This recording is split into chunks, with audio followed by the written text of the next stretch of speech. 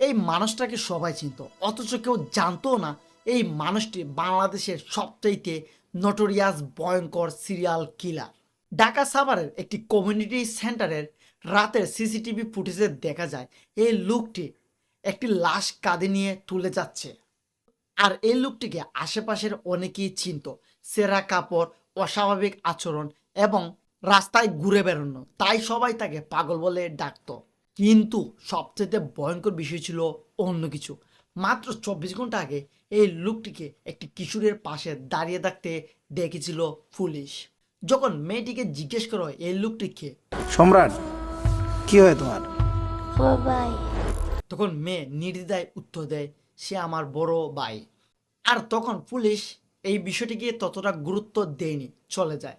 আর এর মাত্র একদিন পরেই এই মেয়েটির লাশ কত বিক্ষত অবস্থায় সেই কমিউনিটি সেন্টারের ভিতরে পাওয়া যায়। আর এটাই ছিল বাংলাদেশের বহুল আলোচিত সাইকো সম্রাট কেস। 18 জানুয়ারি 2026 999-এ একটি সকালবেলা ইমার্জেন্সি কল আসে। আর ফোনের অপাশ থেকে বলা হয় ঢাকা সাভারের কমিউনিটি সেন্টারের ভিতরে দুটি মরদেহ রয়েছে। আর এই খবর শুনে পুলিশ হতবাক, কারণ এই একই ভবনে আগেও একাধিক মার্ডার ও রহস্যজনক মৃত্যু হয়েছে। আর ঘটনাস্থলে পুলিশ পৌঁছে গিয়ে দেখতে পায় একজন 25 বছর বয়সী যুবক এবং একজন কিশোরীর লাশ পড়ে আছে। আর দেহগুলো এতটাই ক্ষতিগ্রস্ত ছিল যে তাদের আইডেন্টিফাই করা প্রায় ইম্পসিবল হয়ে গিয়েছিল।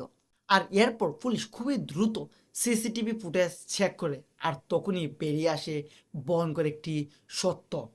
আর ফুটেজে দেখা যায় একটি লোক একের পর এক মরদেহ নিজের কাঁধে নিয়ে কমিউনিটি সেন্টারের ভিতরে ঢুকতেছে। আর এই লোকটি অন্য কেউ নয়, সাইকো সম্রাট, যে একজন ববগুড়ে পাগল হিসেবে সবাই তাকে চিনত। তাহলে কে ছিল এই সাইকো সম্রাট, আর তার আসল পরিচয় কে? আর সে বিভিন্ন জায়গায় বিভিন্ন নাম ইউজ করত, আবার কখনো কখনো সে নিজেকে অন্য পরিচয় দিত। আর সে সবসময় মানুষকে দিত বোল ঠিকানা। আর সাভারের মানুষ তাকে চিনত ববগুড়ে ও পাগল হিসেবে। সে রাস্তা রাস্তায় ঘুরে বেড়াতো, মসজিদের রাত কাটাতো এবং মানুষের কাছে কাছে খাবার খুঁজে বেড়াতো। কখনো কখনো পুলিশ ইউনিফর্ম পরে ঘুরতে বেরোতো, আবার কখনো কখনো অদ্ভুত আচরণ করত। আর লোকজন তাকে ভয় পেত, আবার অনেকে তাকে করুণাও করত। আর কেউ ধারণাই করতে পারেনি এই লোকটার পিছনেই লুকিয়ে আছে ভয়ঙ্কর অপরাধের ইতিহাস। আর রহস্যের শুরু 2025 সালের জুলাই মাস থেকে। সাভারের একটি চায়ের দোকানের পাশে একটি বৃদ্ধার মরদেহ পাওয়া যায়। আর সেই বৃদ্ধার বয়স ছিল 75। তার নাম ছিল আসমা বেগম। আর প্রথমে সবাই ভেবেছিল এটা হয়তো স্বাভাবিক মৃত্যু, বাট টুইস্ট হলো যখন পোস্টমর্টমে নেওয়া হয় তখন বেরিয়ে আসে আসল সত্য। আর তখনই বুঝে যায় সেটা কোনো স্বাভাবিক মৃত্যু ছিল না, বরং একটি মার্ডার কেস। আর তার শরীরে ছিল শ্বাসরোধের চিহ্ন।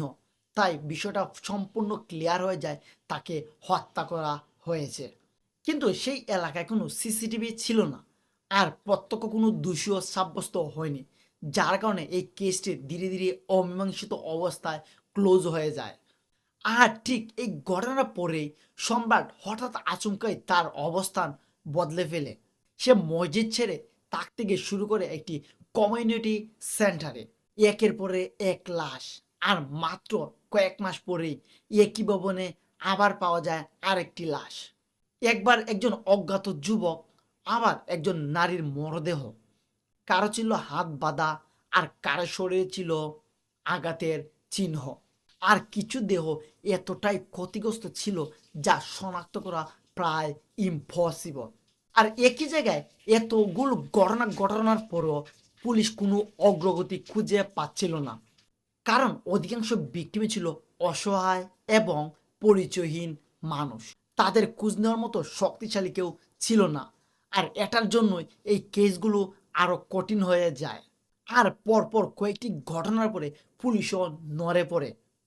কমিউনিটি সেন্টারে নতুন সিসিটিভি ফুটেজ লাগানো হয়, নজরদারি বাড়ানো হয়, ডিটেকটিভ ব্রাঞ্চও কাজ শুরু করে। আর সবাই ভেবেছিল হয়তো এই রহস্য এখানে স্টপ হয়ে যাবে। বাট সবচেয়ে ভয়ঙ্কর বিষয় হলো মাত্র 1 মাস পরেই ঘটে একটি ভয়ঙ্কর ঘটনা। 13 বছরের একটি মেয়ে, নাম তানিয়া আক্তার, শারীরিক ও মানসিকভাবে অসুস্থ। সে কয়েকদিন ধরে নিখোঁজ ছিল। অবশেষে পুলিশ জানতে পারে তানিয়াকে সম্রাট তার নিজের কাছে কয়েকদিন রেখেছিল।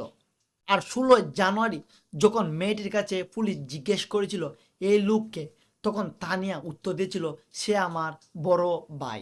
কিন্তু সে সময় সম্রাট নিজেই সেই মেয়েটিকে থামিয়ে দেয়। ঘটনাটা ছিল অদ্ভুত, তবুও পুলিশ এই বিষয়টাকে গুরুত্ব দেয়নি। আর মাত্র একদিন পরেই ঘটে আরেকটি মর্মান্তিক ঘটনা। কমিউনিটি সেন্টারের ভিতরে পাওয়া যায় তানিয়ার মরদেহ। আর সিসিটিভি ফুটেজ থেকে বেরিয়ে আসে ভয়ঙ্কর একটি সত্য।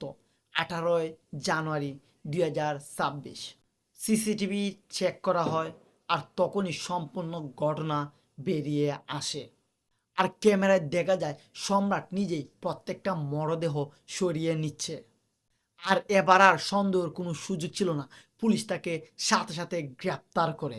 আর পুলিশের প্রাথমিক জিজ্ঞাসাবাদে সে স্বীকার করে কমিউনিটি সেন্টারের পূর্বের সকল ঘটনা তারই ছিল।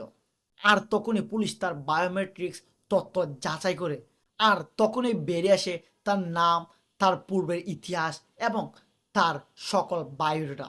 তার প্রকৃত নাম সবুজ শেখ। সে আগেও অনেকবার গ্রেপ্তার হয়েছে। মাদক সংক্রান্ত মামলা, সহিংসতা, সব মিলিয়ে তার বিরুদ্ধে দীর্ঘ অপরাধের রেকর্ড পাওয়া যায়। আর সে প্রত্যেকবার আলাদা আলাদা নাম, পরিচয় ব্যবহার করত, যাতে পুলিশ তাকে খুব সহজে ট্র্যাক করতে না পারে। আর তদন্তের পরে জানা যায় সে বহু বছর ধরে নেশাতে আসক্ত ছিল এবং পরিবারের সাথেও তার বিচ্ছেদ।